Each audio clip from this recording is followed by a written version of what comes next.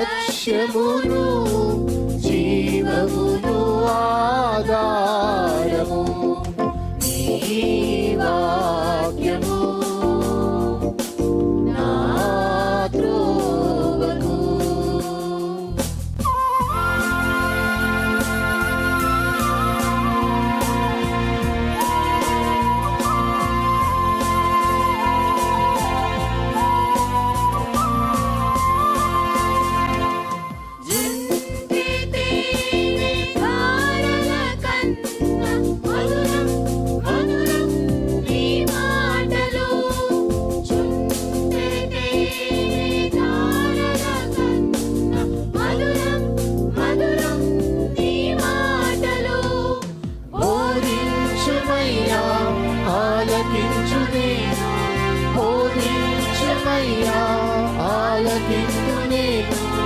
అనుసరింతునయ్యా ఆత్మశక్తితో, అనుసరింతునయ్యా.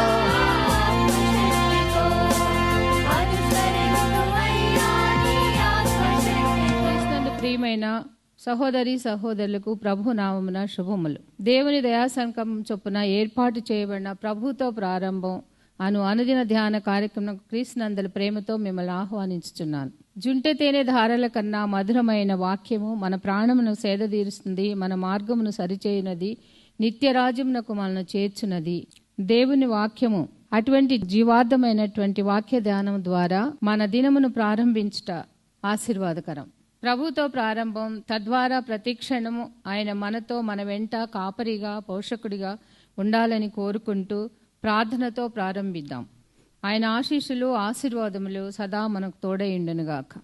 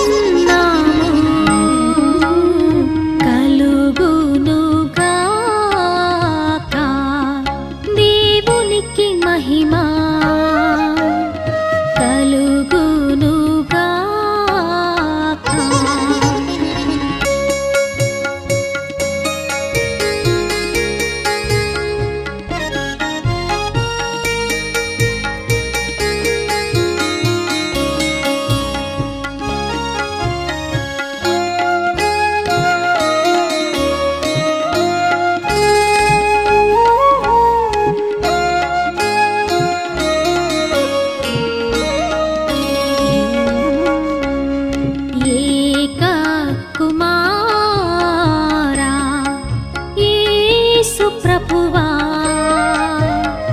యెహోవా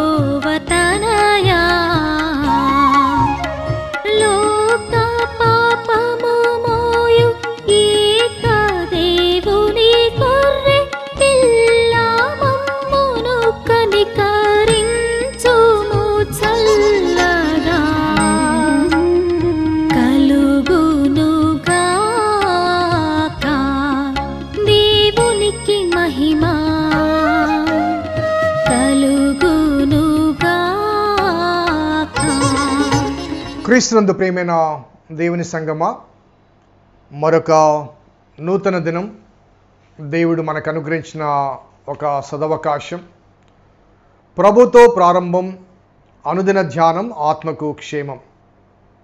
మరి ప్రభుతో ప్రారంభించుట మన హృదయాలకు క్షేమకరం, ఆశీర్వాదకరం, ఆనందదాయకం. వేకువను లేచి ఆయనతో ప్రార్థించి ఆయన మాటలు విని ఆయనతో కలిసి దిన ప్రయాణాన్ని కొనసాగింపచేస్తే ఆయన వాక్యం మన పాదములకు దీపమై ఉంటుంది, మన త్రోవకు వెలుగై ఉంటుంది. దినమంతయు మన ప్రతి కదలికలో ఆయన మనకు తోడుగా ఉంటాడు. వాగ్దానం చేసిన దేవుడు నమ్మదగిన వాడు కనుక నమ్మదగిన ఆ దేవుని తోడు కలిగి మన జీవిత ప్రయాణాన్ని కొనసాగింపచేద్దాం. రండి, మరొక నూతన దినం ప్రభుతో ప్రారంభం. ప్రార్థన చేద్దాం.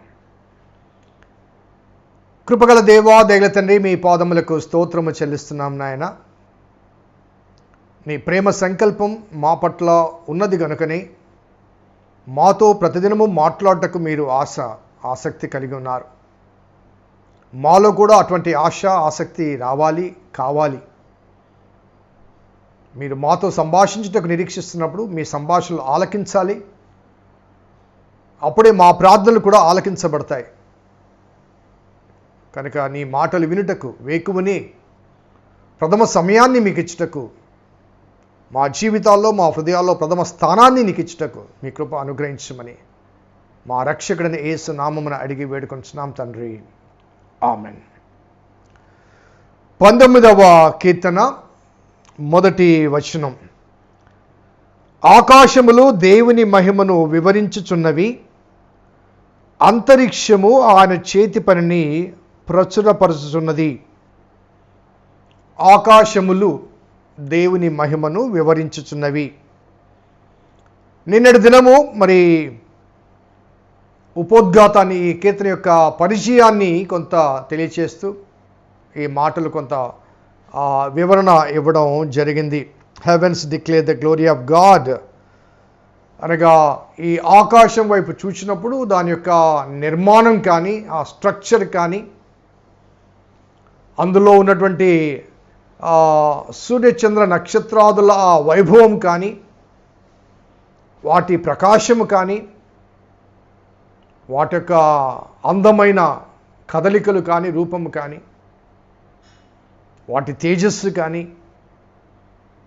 ఇవన్నీ కూడా దేవుని మహిమను వివరిస్తున్నాయి అనే భావన ఆ కీర్తనకారుడు మనకు తెలియచేస్తున్నాడు. అనగా మానవ పరిధిలో లేని, మానవ పరిజ్ఞానం ద్వారా కనుగొనలేని ఆ దేవుని యొక్క ఔన్నత్యాన్ని, లేకపోతే అత్యున్నత స్థితిని, ఆ మహిమను కనుగొనటానికి, వివరించటానికి మాటలు చాలవు, జ్ఞానము సరిపోదు. బైబిల్ గ్రంథంలో ఈ మహిమ అనే ఈ మాట ఆయా సమయాల్లో మనకు కనిపిస్తాయి. సొలొమోను దేవాలయం నిర్మించినప్పుడు దేవుని మహిమతో ఆలయం నింపబడిందని, యాజకులు ఉండలేక బయటికి వచ్చేసారని. సో ఒక మాటలో చెప్పాలి అంటే, అనగా ఆ వర్ణనలో ఒక భాగం ఏంటంటే,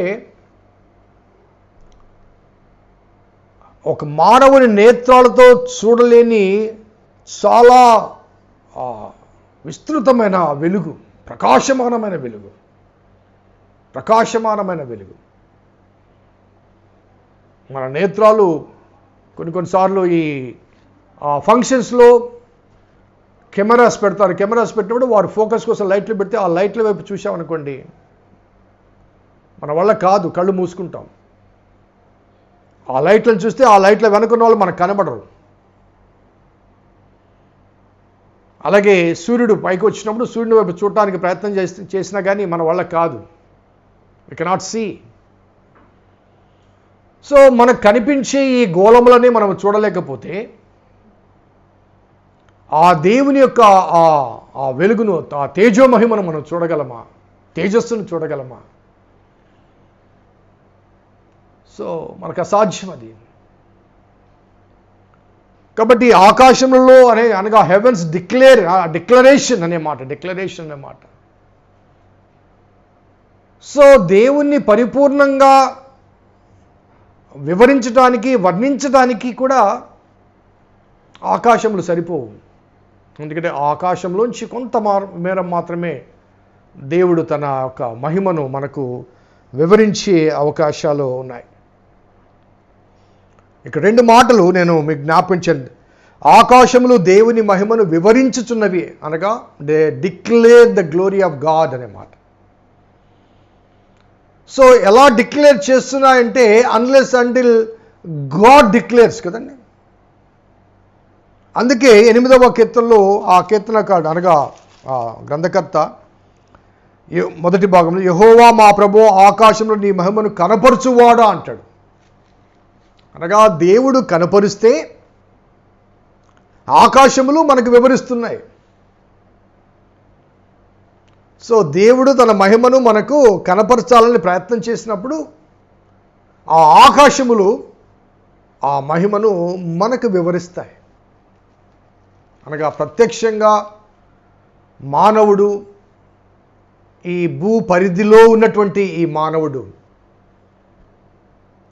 ఆ మానవుని ఊహకు అందని స్థాయిలో ఉన్న ఆ దేవుని మహిమను వివరించడానికి సాధ్యపడదు. కాబట్టి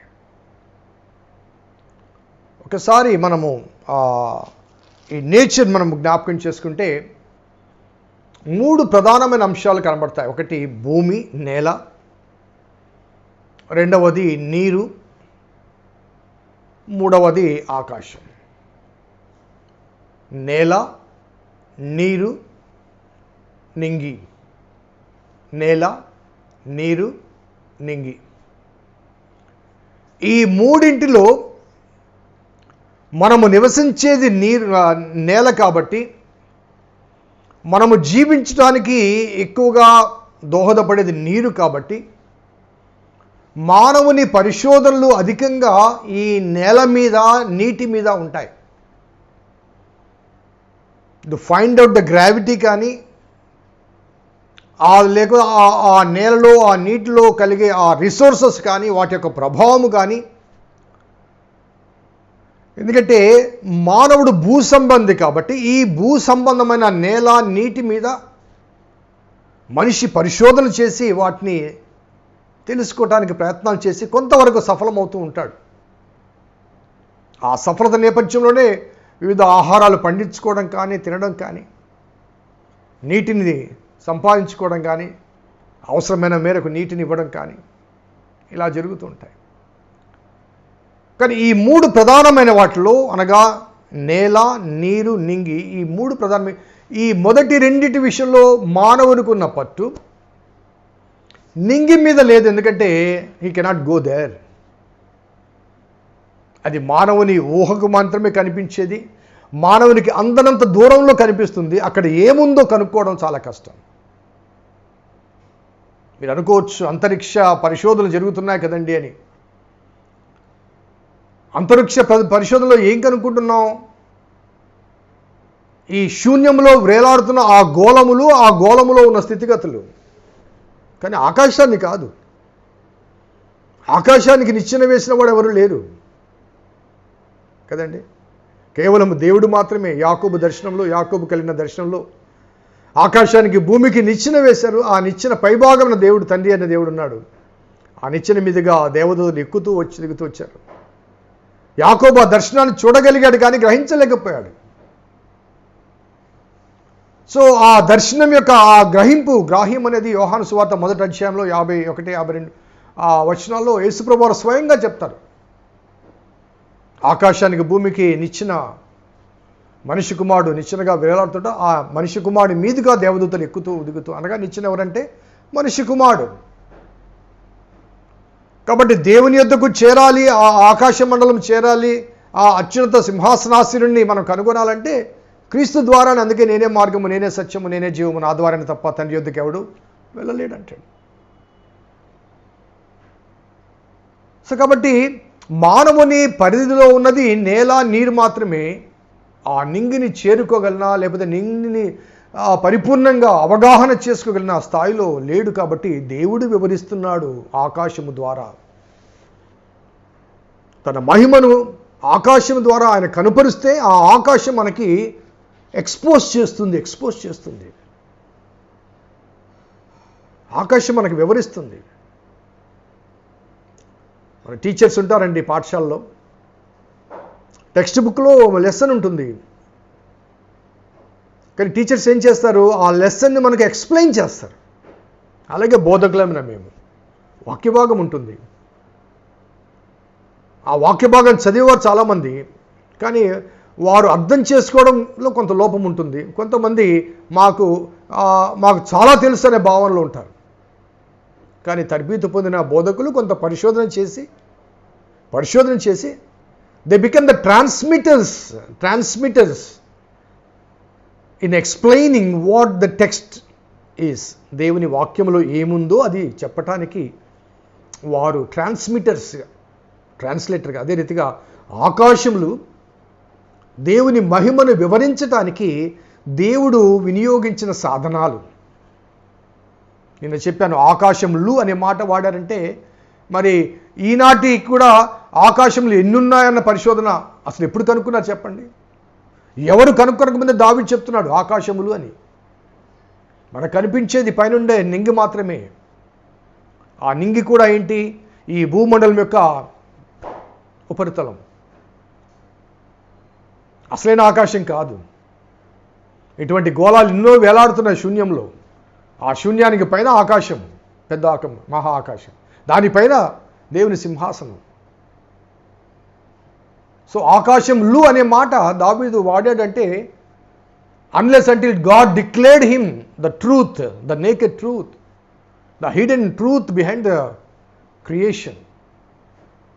అందుకే దావీదు ఆనాడే, ఆ కాలంలోనే ఆకాశములు అనే పదాన్ని వాడాడు. ఆకాశములు దేవుని మహిమను వివరించుచున్నవి, అంతరిక్షము ఆయన చేతి పనిని ప్రచురపరుచుతున్నవి. ఫోర్మమెంట్ అనే మాట ఫోమ్ అనే మాట, FIRM, ఫోమ్ అనే మాట. ఫోమ్ అంటే స్థిరంగా ఉండేది. అనగా ఆకాశ మండలములో ఒక శూన్యము, ఆ శూన్యములో ఈ గోళములు ఉంటాయి. కానీ శూన్యం స్థిరంగా ఉంటుంది, గోళములు కదులుతూ ఉంటాయి. అంతరిక్షం అనే మాటకు ఫోర్మమెంట్ అనే మాట వాడారు. అంతరిక్షం అంటే స్థిరంగా ఉండేది. ఆ స్థిరమైన అంతరిక్షములో వివిధ గోళములు తిరుగుతూ ఉంటాయి, నక్షత్రాలు తిరుగుతూ ఉంటాయి, సంచరిస్తూ ఉంటాయి. వాటితో పాటు వాటిలో భూమి కూడా ఒకటి. అది కూడా తన చుట్టూ తాను తిరుగుతూ సూర్యుని చుట్టూ తిరుగుతుంది. అది కూడా ఎప్పుడు కనుక్కున్నారంటే రోమన్స్ కాలంలో కనుక్కున్నారు. సీజర్ కాలంలో కొంత పరిశోధనలు, ఆ రోజుల్లో ఆ ఖగోళ శాస్త్రజ్ఞులు ఉన్నారు. మనకు తెలుసు కదండి, యేసుప్రభువు వారు పుట్టినప్పుడు వచ్చిన జ్ఞానులు ఎవరు? ఖగోళ శాస్త్రజ్ఞులు. వారు ఆ విషయాన్ని కనుగొన్నారు. కాబట్టి అప్పటి నుంచి ఈ లూనార్ క్యాలెండర్ పోయి సోలార్ క్యాలెండర్ వచ్చింది. సో సూర్యుని చుట్టూ భ్రమణాన్ని, తన చుట్టూ తాను తిరుగుతున్న వైనాన్ని కనుగొని దినములు, మాసములు, సంవత్సరాలు లెక్క పెట్టారు. కానీ వీటన్నిటికన్నా ముందుగానే దావీదు ఆకాశములు అంటాడు. ఆకాశములు చాలా ఆశ్చర్యం కలుగుతుందండి. బైబిల్ గ్రంథం, it is not a book of just knowing what is God, what is human being. It is a book of entire knowledge. నీకు ఏ సైన్స్ కావాలన్నా ఇక్కడే వద్దు, బైబిల్లో కనబడదు. ఏ సైన్స్ మూలములు కావాలన్నా ఈ మూలముల ఆధారంగానే వివిధ పరిశోధకులు, ఓహో ఇక్కడ ఇలా ఉంది కదా, నిజమా, కనుక్కుందాం అని పరిశోధన ప్రారంభించారు. ప్రతి పరిశోధనకు మూలము, ద ఫస్ట్ ఇన్ఫర్మేషన్, దేవుని వాక్యం. సో ఆకాశములు దేవుని మహిమను వివరించుతున్నవి. 8వ కీర్తనైతే ఆకాశములలో నీ మహిమను కనపరచువాడా, భూమి అన్నదట నీ నామం ఎంత ప్రభావము కలది అంటాడు. నీ మహిమ ఆకాశంలో కనబడుతుంది, బట్ ఇట్స్ ఇన్ఫ్లుయెన్స్ ఈ భూమండలంలోని ప్రతి దాని కదలిక దేవుని యొక్క ప్రభావం మీద ఆధారపడింది. పుట్టుట కానీ, గీటుట కానీ, తినుట కానీ లేచుట కానీ, మనుషులు కానీ, జంతువులు కానీ, పక్షులు కానీ, జలచరాలు కానీ, సూక్ష్మజీవులు కానీ, ఫర్ దట్ మ్యాటర్ ప్రతి దాని కదలిక, భూమి ఎంత నీ నామం ఎంత ప్రభావం కలది. సో దేవుని కీర్తిని వర్ణించడానికి మానవుని మేధస్సు సరిపోదు కాబట్టి దేవుడే స్వయంగా ఆకాశంలో తన మహిమను కనపరిచి ఆకాశం ద్వారా వివరింపచేస్తున్నాడు. కాబట్టి ఆకాశంలో దేవుని మహిమను వివరిస్తున్నాయి, ఎందుకంటే దేవుడు ఆకాశాన్ని కనపరిచాడు కాబట్టి. From there the glory of God is declaring into the entire world. ఆశ్చర్యం, ఆనందం కలుగుతుంది. ప్రార్థన చేద్దాం. కృపగల దేవా, దయగల తండ్రి, మీ పాదములకు స్తోత్రము చెల్లిస్తున్నాం నాయన. వర్ణనాతీతమైన నీ జ్ఞానాన్ని, పరిజ్ఞానాన్ని వివరించడానికి మాటలు చాలవు ప్రభువా. మరి నిన్ను గురించి వివరించగల శక్తి ఎవరికైనా ఉందా అంటే లేదు. నీవు ప్రత్యక్షపరిస్తేనే తప్ప. అటువంటి ప్రత్యక్షత దావీదు జీవితంలో కొంత కలిగించారు కాబట్టి ఆయన వివరించింది కొంత మేము తెలుసుకోగలుగుతున్నాం. ఆయన వివరించిన దాంట్లోంచి కొంత మాత్రమే తెలుసుకోగలుగుతున్నాం, అంతా కాదు. ప్రభా, నిన్ను కనుగొలగలిగిన మానవుడు ఈ సృష్టిలో ఎవరూ లేరు. ఆ వాస్తవాన్ని గమనిస్తూ అత్యంత మహిమాపూరితమైన దేవదేవ నీకే స్తుతులు చెల్లిస్తూ మా రక్షకుడిని యేసు నామమున అడిగి వేడుకొంచున్నాం తండ్రి. ఆమేన్. తండ్రి, కుమార, పరిశుద్ధాత్మ త్రియేక దేవుని దీవెన ఈ వాక్యం విన్న బిడ్డలకు, వాక్యాభిలాషులకు సదా తోడేండును గాక. ఆమేన్. God bless you. దేవుడు దీవించును గాక.